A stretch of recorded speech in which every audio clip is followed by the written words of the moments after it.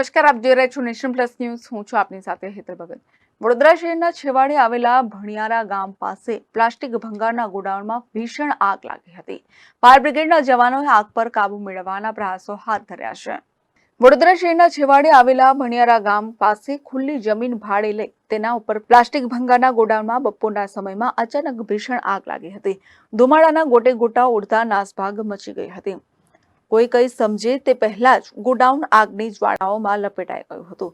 બનાવ અંગેની જાણ ફાયર બ્રિગેડને કરાતા ફાયર બ્રિગેડના જવાનો ઘટના સ્થળ પર દોડી ગયા હતા અને આગ પર કાબુ મેળવવા સતત પાણીનો મારો ચલાવ્યો હતો.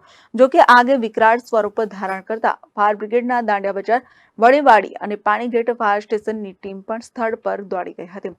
પ્લાસ્ટિકના ગોડાઉનમાં આગ લાગી હોવાના કારણે તેના પર જલ્દી કાબુ મેળવવું કઠિન છે. જોકે ફાયર બ્રિગેડ દ્વારા સતત પ્રયત્ન કરવામાં આવી રહ્યો છે.